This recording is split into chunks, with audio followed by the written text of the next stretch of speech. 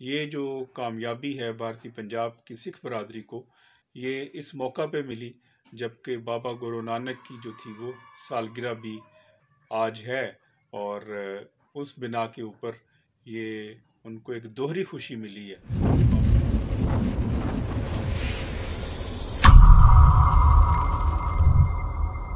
Human rights में मैं हूँ आपका होस्ट इश्तियाक चौधरी। नाजरीन, ह्यूमन राइट्स में आज बात करेंगे बुनियादी हकूक़ की जो जद्दोजहद फार्मर्स की चल रही थी इंडिया में, उनको अपने राइट्स की जो मूवमेंट थी, जो एक साल कबल 25 नवंबर 2020 को शुरू हुई और 29 नवंबर 2021 तक जारी रही, वो मूवमेंट कामयाब हुई और अपने जो हकूक़ थे वो अपने हकूक़ हासिल करने में कामयाब हुए, जिसका क्रेडिट डेफिनेटली उस मूवमेंट के लोगों को जाता है। और हमारी जो सिख बरादरी है और भारतीय पंजाब में, उनका जो था वो जज्बा और जोश, उनकी ख़वातीन का शाना बशाना उनके साथ चलना, उनके साथ रहना, उनके साथ लड़ना, ये सारी वो कुर्बानियाँ थी जिसके नतीजे में जो मूवमेंट थी,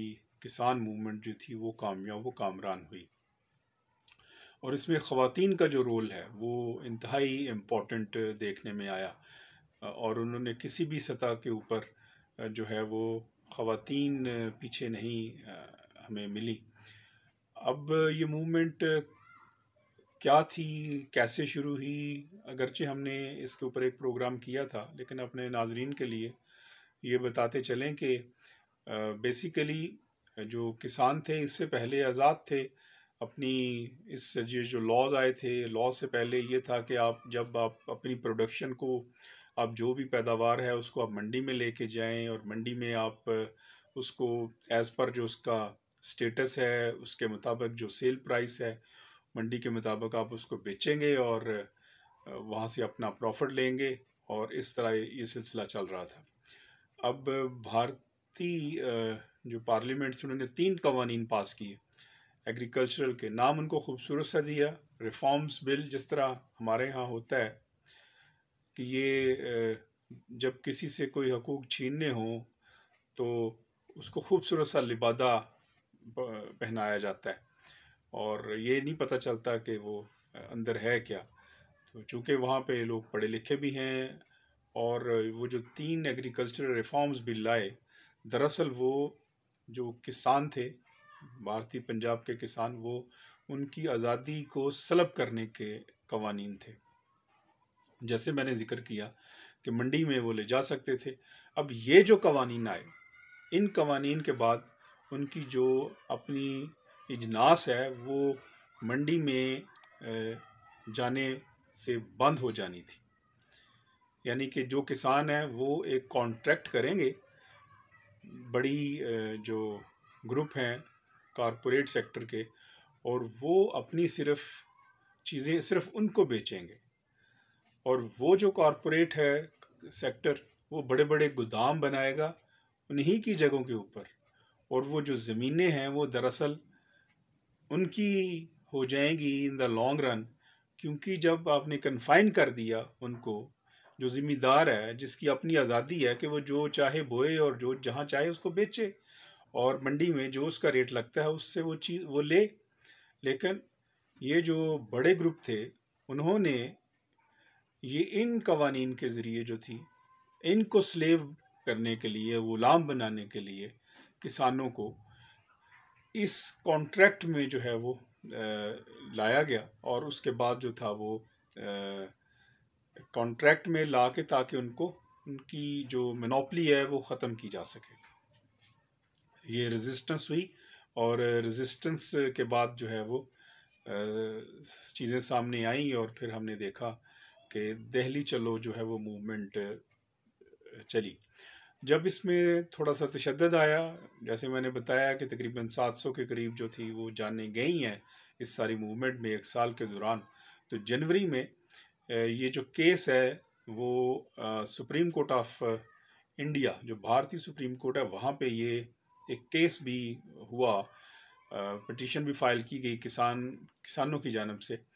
क्योंकि बहुत सारे जो दिल्ली के सारे रास्ते बंद थे, तो वहाँ पे फिर भारतीय सुप्रीम कोर्ट ने एक 4 रुकनी कमेटी भी बनाई कि इसका कोई हल निकाले, लेकिन वो भी कोई पॉजिटिव हल निकालने में नाकाम रही।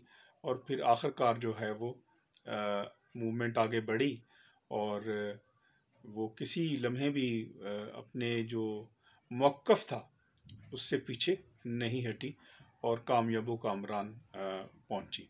हम ह्यूमन राइट्स की पीके की जानिब से अपने जो किसान भाई हैं, जो भारतीय पंजाब की सिख बरादरी के लोग हैं, हम उनको ख़राज तहसीन पेश करते हैं उनकी इस कामयाब मूवमेंट के ऊपर, और उनके लिए दुआ गो हैं।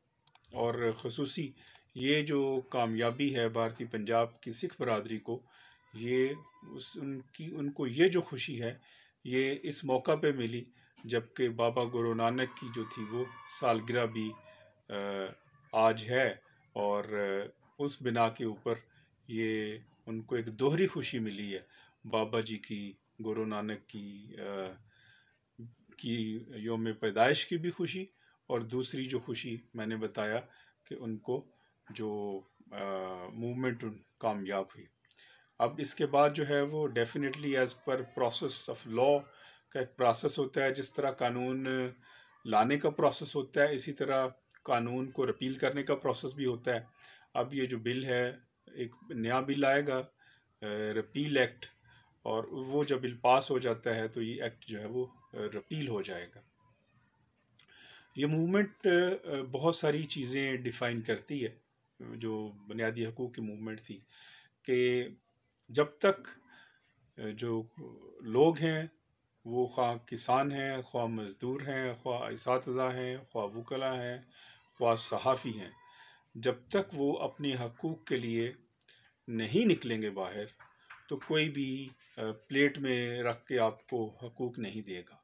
ख़ुसूसी तौर पर ये जो हमारे यहाँ भी कॉरपोरेट मीडिया है और जो कॉरपोरेट सर्कल है, वो जो 2% दरअसल जो कॉरपोरेट सर्कल है जो इस मुल्क को गवर्न कर रहा है, और हुक्मरान इशराफिया जो पॉलिटिशियंस 74 ईयर्स से अगर आप देखें तो उन्हीं की नस्लें हैं, उन्हीं की जो अंग्रेज़ों के साथ जिन्होंने ताज बरतानिया से वफ़ादारी की और अपने ही भाइयों को कुचला, उन्हीं की औलादें हैं ये, उन्हीं के ये सारे चश्मो चराग हैं, और जो मुल्क के ऊपर जोंकों की तरह बैठे हुए हैं, जिसमें अब सांस लेना दुश्वार हो रहा है हमारा आम आदमी का।